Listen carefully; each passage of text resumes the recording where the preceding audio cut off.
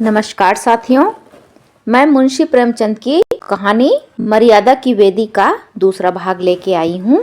तो चलिए शुरू करते हैं। मीराबाई ने समझा था कि साधु कोई मंदिर बनवाने या कोई यज्ञ पूर्ण करा देने की याचना करेगा। ऐसी बातें नित्य प्रति हुआ ही करती थी और मीरा का भी सर्वस्व साधु सेवक के लिए अर्पित था। लेकिन उसके लिए साधु ने ऐसी कोई याचना न की। वह मीरा के कानों के पास मुंह ले जाकर बोला, आज 2 घंटे के बाद राजभवन का चोर दरवाजा खोल देना। मीरा विस्मित होकर बोली, आप कौन हैं? साधु कहते हैं, मंदार का राजकुमार। मीरा ने राजकुमार को सिर से पांव तक देखा। आंख में आदर की जगह घृणा थी। कहा, राजपूत यो छल नहीं करते। राजकुमार ने कहा, यह नियम उस अवस्था के लिए है जब दोनों पक्ष समान शक्ति रखते हों। मीरा कहती है, ऐसा नहीं हो सकता। राजकुमार फिर बोले, आपने वचन दिया है, उसका पालन करना होगा। मीरा ने कहा, महाराज की आज्ञा के सामने मेरे वचन का कोई महत्व नहीं है। राजकुमार फिर बोले, मैं यह कुछ नहीं जानता। यदि आपको वचन की कुछ भी मर्यादा रखनी हो तो उसे पूरा कीजिए। मीरा फिर सोचकर कहती है, महल में जाकर क्या करोगे? राजकुमार ने कहा, नई रानी से 2-2 बातें। मीरा चिंता में विलीन हो गई। एक तरफ राणा की कड़ी आज्ञा थी और दूसरी तरफ अपना वचन और उसका पालन करने का परिणाम। कितनी ही पौराणिक घटनाएं उनके सामने आ रही थी। दशरथ के वचन पालन के लिए अपने प्रिय पुत्र को वनवास दे दिया। मैं वचन दे चुकी हूँ, उसे पूरा करना मेरा परम धर्म है। लेकिन पति की आज्ञा को कैसे तोड़ूं? यदि उनकी आज्ञा का उल्लंघन करती हूँ तो लोग और परलोक दोनों बिगड़ते हैं। क्यों ना उसे स्पष्ट कह दूं? क्या वे मेरी यह प्रार्थना स्वीकार न करेंगे? मैंने आज तक उनसे कुछ नहीं मांगा है, आज उनसे यह दान मांगूंगी। क्या वे मेरे वचन की मर्यादा की रक्षा नहीं करेंगे? उनका हृदय कितना विशाल है। निसंदेह वे मुझ पर वचन तोड़ने का दोष न लगने देंगे। इस तरह से मन में निश्चय करके वो बोलती है, कब खोल दूं? राजकुमार ने उछलकर कहा, आधी रात को। मीरा कहती है, मैं खुद तुम्हारे साथ चलूंगी। राजकुमार ने कहा, क्यों? मीरा कहती है, तुमने मेरे साथ छल किया है, मुझे तुम्हारा विश्वास नहीं है। राजकुमार ने लजाकर कहा, अच्छा तो आप द्वार पर खड़ी रहिएगा। मीरा कहती है, यदि फिर दगा किया तो जान से हाथ धोना पड़ेगा। राजकुमार ने कहा, मैं सब कुछ सहने के लिए तैयार हूँ। मीरा यहाँ से राणा की सेवा में पहुंची। वे उसका आदर करते थे। वे खड़े हो गए। इस समय मीरा का आना असाधारण बात थी। उन्होंने पूछा, बाई जी क्या आज्ञा है? मीरा कहती है, आपसे भिक्षा मांगने आई हूँ, निराश न कीजिएगा। मैंने आज तक आपसे कोई विनती नहीं की, पर आज एक ब्रह्म फांस में फंस गई हूँ।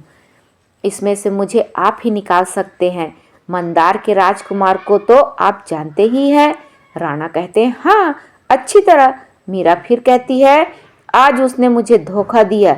एक वैष्णव महात्मा का रूप धारण कर रणछोड़ जी के मंदिर में आया और उसने छल करके मुझे वचन देने पर बाध्य किया। मेरा साहस नहीं होता कि उसकी कपट विनय आपसे कहूँ। राणा कहते हैं, प्रभा से मिला देने को तो नहीं कहा? मीरा कहती है, जी हाँ, उसका अभिप्राय वही है। उसने कहा कि मैं आधी रात को राजमहल का गुप्त द्वार खोल दूं। मैंने उसे समझाया, बहुत धमकाया, पर वह किसी भांति न माना। निदान विवश होकर जब मैंने कह दिया तब उसने प्रसाद पाया। अब मेरे वचन की लाज आपके हाथ में है।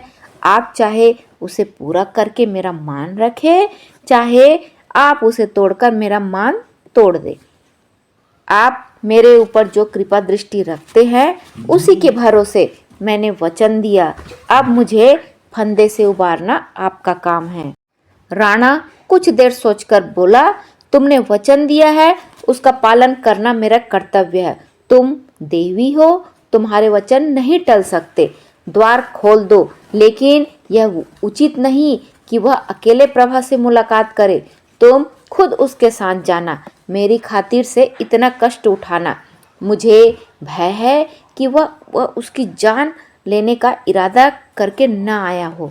जलन में मनुष्य अंधा हो जाता है। बाई जी, मैं अपने हृदय की बात तुमसे कहता हूँ। मुझे प्रभा को हर लाने का बहुत ही शौक है। मैंने समझा था कि यहाँ रहते रहते वह हिल मिल जाएगी, लेकिन वह अनुमान गलत निकला। मुझे डर है कि यदि कुछ दिन यहाँ और रहना पड़ा तो वह जीती न बचेगी। मुझ पर एक अबला की हया का अपराध लग जाएगा। मैंने उससे झालवाड़ जाने के लिए कहा, पर वह राजी नहीं हुई। आज तुम उन दोनों की बातें सुनो। अगर वह मंदार कुमार के साथ जाने पर राजी हो तो मैं खुशी खुशी उसे अनुमति दे दूंगा। मुझसे कूड़ना नहीं देखा जाता। ईश्वर इस सुंदरी का हृदय मेरी ओर फेर देता तो मेरा जीवन सफल हो जाता। लेकिन जब यह सुख भाग्य में ही नहीं है तो क्या अवश्य है। मैंने तुमसे ये बात कही, इसके लिए तुम मुझे क्षमा करना। तुम्हारे पवित्र हृदय में ऐसे विषयों के लिए स्थान कहाँ। मीरा ने आकाश की ओर संकोच से देखकर कहा, तो मुझे आज्ञा है, मैं चोर द्वार खोल दूं। राणा कहते हैं तुम इस घर की स्वामिनी हो, मुझसे पूछने की जरूरत नहीं। मीरा राणा को प्रणाम कर चली गई। आधी रात बीत चुकी थी। प्रभा चुपचाप बैठी दीपक की ओर देख रही थी और सोचती थी, इसके जलने से प्रकाश होता है। यही बत्ती अगर जलती है तो दूसरों को लाभ पहुंचाती है। मेरे जलने से किसी को क्या लाभ? मैं क्यों घुलूं? मेरे जीवन की क्या जरूरत है? उसने फिर खिड़की से सिर निकालकर आकाश की तरफ देखा। काले पट पर उज्जवल तारे जगमगा रहे थे। प्रभा ने सोचा, मेरे अंधकार में भाग्य में ये तारे कहाँ हैं? मेरे लिए जीवन में सुख कहाँ है? क्या रोने के लिए जीऊं? ऐसे जीने से क्या लाभ है? और जीने में मजाक भी तो है। मेरे मन का हाल कौन जानता है? संसार मेरी निंदा करता है। झालवाड़ की स्त्रियां मेरे मृत्यु का शुभ समाचार सुनने की प्रतीक्षा कर रही हैं। मेरी प्रिय माता लज्जा से आंखें न उठा सकती होगी, लेकिन जिस समय मेरे मरने की खबर मिलेगी, गर्व से उनका मस्तक ऊंचा हो जाएगा। यह जिंदगी जीना नहीं चाहती, ऐसे जीने से तो मरना कहीं उत्तम है। प्रभा ने तकिए के नीचे से चमकती हुई कटार निकाली। उसके हाथ कांप रहे थे। उसने कटार की तरफ आंखें जमाई। उसने हृदय को मजबूत किया। हाथ उठाया, किंतु हाथ न उठा। आत्मा दृढ़ न थी। आंखें झपक गई। सिर में चक्कर आ गया। कटार हाथ से छूटकर जमीन पर गिर पड़ी। प्रभा गुस्सा होकर सोचने लगी, क्या मैं वास्तव में निर्लज्ज हूँ? मैं राजपुतानी होकर मरने से डरती हूँ। मान मर्यादा खोकर बेहया लोग ही जिया करते हैं। वह कौन सी आकांक्षा है जिसने मेरी आत्मा को इतना निर्बल बना रखा है? क्या कारण की मीठी मीठी बातें? राणा मेरे शत्रु हैं। उन्होंने मुझे पशु समझ रखा है, जिसे फंसाने के पश्चात हम पिंजरे में बंद करके हिलाते हैं। उन्होंने मेरे मन को अपनी वाक्य मधुरता का क्रीड़ा स्थल समझ लिया है। वे इस तरह घुमा घुमा कर बातें करते हैं और मेरी तरफ से युक्तियां निकाल कर उसका ऐसा उत्तर देते हैं कि जबान ही बंद हो जाती है। हाय, निर्दयी ने मेरा जीवन नष्ट कर दिया और मुझे यूं खिलाता है। क्या इसलिए जीऊं कि उसके कपट भावों का खिलौना बनूं? फिर वह कौन सी इच्छा है? क्या राजकुमार का प्रेम? उनकी तो अब कल्पना ही मेरे लिए घोर पाप है। मैं अब उस देवता के योग्य नहीं हूँ। प्रियतम, बहुत दिन हुए मैंने तुमको हृदय से निकाल दिया। तुम भी मुझे दिल से निकाल डालो। मृत्यु के सिवा अब कहीं मेरा ठिकाना नहीं है। शंकर मेरी निर्बल आत्मा को शक्ति प्रदान करे। मुझे कर्तव्य पालन का बल दो। प्रभा ने फिर कटार निकाली। इच्छा दृढ़ थी। हाथ उठा और इससे पहले कि कटार उसके शोकातुर हृदय में चुभ जाए, इतने में किसी के पांव की आहट सुनाई दी। उसने चौंक कर सहमी दृष्टि से देखा। मंदार कुमार धीरे धीरे पैर रखता हुआ कमरे में दाखिल हुआ। प्रभा उसे देखते ही चौंक पड़ी। उसने कटार को छिपा लिया।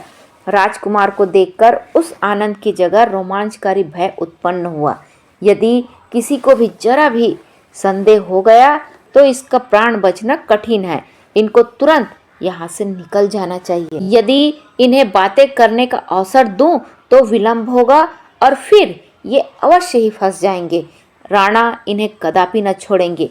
वे विचार वायु और बिजली की व्यग्रता के साथ उसके मस्तिष्क में दौड़े। वह तीव्र स्वर में बोली, भीतर मत आओ। राजकुमार ने पूछा, मुझे पहचाना नहीं? प्रभा ने कहा, खूब पहचान लिया, लेकिन यह बातें करने का समय नहीं है। राणा तुम्हारे घात में है, अभी यहाँ से चले जाओ। राजकुमार ने एक पग और आगे बढ़ाया और निर्भीकता से कहा, प्रभा तुम मुझसे निष्ठुरता करती हो। प्रभा ने धमकाकर कहा, तुम यहाँ ठहरोगे तो मैं शोर मचा दूंगी। राजकुमार ने उद्दंडता से उत्तर दिया, इसका मुझे भय नहीं, मैं अपनी जान हथेली पर रख कर आया हूँ। आज दोनों में से एक का अंत हो जाएगा, या तो राणा रहेंगे या मैं रहूंगा। तुम मेरे साथ चलोगी? प्रभा ने कहा, नहीं। राजकुमार व्यंग भाव से बोलते हैं, क्यों, क्या चित्तौड़ की जलवायु पसंद आ गई? प्रभा ने राजकुमार की ओर देखकर कहा, संसार में अपनी सब आशाएं पूरी नहीं होती। जिस तरह यहाँ मैं अपना जीवन काट रही हूँ वह मैं ही जानती हूँ, लेकिन लोक निंदा भी तो कोई चीज है। संसार की दृष्टि में मैं चित्तौड़ की रानी हो चुकी हूँ। अब राणा जिस भांति रखे उसी भांति रहूंगी। मैं अंत समय तक उनसे घृणा करूंगी, जलूंगी। जब जलन न सही जाएगी तो विष खा लूंगी या छाती में कटार मारकर मर जाऊंगी, लेकिन इस भवन से, इस घर से बाहर कदापि पैर न रखूंगी। राजकुमार के मन में संदेह हुआ कि प्रभा पर राणा का वशीकरण मंत्र चल गया। यह मुझसे छल कर रही है, प्रेम की जगह ईर्ष्या पैदा हो गई है। वह उसी भाव से बोला, और यदि मैं यहाँ से उठा ले जाऊं? प्रभा के तेवर बदल गए और वो बोली, तो मैं वही करूंगी जो ऐसी अवस्था में छत्राणियां किया करती है, अपने गले में छुरी मार लूंगी या तुम्हारे गले में। राजकुमार एक पग और आगे बढ़ाकर बोले, राणा के साथ तो तुम खुशी से चली आई, उस समय छुरी कहाँ गई थी? प्रभा तिलमिलाकर बोली, उस समय इस छुरी के एक वार से खून की नदी बहने लगती। मैं नहीं चाहती थी कि मेरे कारण मेरे भाई बंधुओं की जान जाए। इसके सिवाय मैं कुंवारी थी, मुझे अपनी मर्यादा के भंग होने का कोई भय न था। मैंने पतिव्रत नहीं लिया, कम से कम संसार मुझे ऐसी समझता था। मैं अपनी दृष्टि से अब भी वही हूँ, लेकिन संसार की दृष्टि में कुछ और हो गई हूँ। लोकलाज ने मुझे राणा की आज्ञाकारिणी बना दिया है। पतिव्रत की बेड़ी जबरदस्ती मेरे पैरों में डाल दी गई है। अब इसकी रक्षा करना मेरा धर्म है। इसके विपरीत और कुछ करना छत्राणियों के नाम को कलंकित करना है। तुम मेरे घाव पर व्यर्थ नमक क्यों छिड़कते हो? यह कौन सी भलमनसी है? मेरे भाग्य में जो कुछ बदा है वह भोग रही हूँ, मुझे भोगने दो। और तुमसे विनती करती हूँ कि शीघ्र ही यहाँ से चले जाओ। राजकुमार एक और पग बढ़ाकर कहते हैं, प्रभा यहाँ आकर तुम त्रिया चरित्र में निपुण हो गई हो। तुम मेरे साथ विश्वासघात करके अब धर्म की आड़ ले रही हो। तुमने मेरे प्रणय को पैरों तले कुचल दिया और अब मर्यादा का बहाना ढूंढ रही हो। मैं इन नेत्रों से राणा को तुम्हारे सौंदर्य पुष्प का भ्रमर बनते नहीं देख सकता। मेरी कामनाएं मिट्टी में मिलती है तो तुम्हें लेकर जाएगी। मेरा जीवन नष्ट होता है तो उसके पहले तुम्हारे जीवन का भी अंत होगा। तुम्हारी बेवफाई का यही दंड है। बोलो, क्या निश्चय करती हो? इस समय मेरे साथ चलती हो या नहीं? किले के बाहर मेरे आदमी खड़े हैं। प्रभा ने निर्भयता से कहा, नहीं जाऊंगी। राजकुमार ने कहा, सोच लो, नहीं तो पछताओगी। प्रभा कहती है, खूब सोच लिया। राजकुमार ने तलवार खींच ली और प्रभा की तरफ लपके। प्रभा भय से आंखें बंद किए एक कदम पीछे हट गई। मालूम होता था उसे चक्कर आ जाएगी। अचानक राणा तलवार लिए वेग के साथ कमरे में दाखिल हुए। राजकुमार संभल कर खड़ा हुआ। राणा ने सिंह के समान गरज कर कहा, दूर हट, क्षत्रिय स्त्रियों पर हाथ नहीं उठाते। राजकुमार ने तन कर उत्तर दिया, लज्जाहीन स्त्रियों की यही सजा है। राणा ने कहा, तुम्हारा बैरी तो मैं था, मेरे सामने आते क्यों लजाते थे? जरा मैं भी तुम्हारी तलवार की काट देखता। राजकुमार ने ऐंठ कर राणा पर तलवार चलाई। शस्त्र विद्या में राणा अति कुशल थे। वार खाली देखकर राजकुमार पर झपटे। इतने में प्रभा जो मूर्छित अवस्था में दीवार से चिपटी खड़ी थी, बिजली की तरह कौंध कर राजकुमार के सामने खड़ी हो गई। राणा वार कर चुके थे। तलवार का पूरा हाथ उसके कंधे पर पड़ा। रक्त की फुहार छूटने लगी। राणा ने एक ठंडी सांस ली और उन्होंने तलवार हाथ से फेंककर गिरती हुई प्रभा को संभाल लिया। क्षण मात्र में प्रभा का मुखमंडल वर्णहीन हो गया, आंखें बुझ गई, दीपक ठंडा हो गया। मंदार कुमार ने भी तलवार फेंक दी और वह आंखों में आंसू भरे प्रभा के सामने घुटने टेक कर बैठ गया। दोनों प्रेमियों की आंखें सजल थी, पतंगे बुझे हुए दीपक पर जान दे रहे थे। प्रेम के रहस्य निराले हैं। अभी एक क्षण हुआ, राजकुमार प्रभा पर तलवार लेकर झपटा था। प्रभा किसी प्रकार उसके साथ चलने पर राजी नहीं थी। लज्जा का भय, धर्म की बेड़ी, कर्तव्य की दीवार रास्ता रोके खड़ी थी। लेकिन उसने तलवार के सामने देखकर उसने उस पर अपने प्राण अर्पण कर दिए। प्रीति की प्रथा निभा दी, लेकिन अपने वचन के अनुसार उसी घर में। हाँ, प्रेम के रहस्य निराले हैं। अभी एक क्षण पहले राजकुमार प्रभा पर तलवार लेकर झपटा था। उसके खून का प्यासा था। ईर्ष्या की अग्नि उसके हृदय में दहक रही थी। वह खून की धारा से शांत हो गई।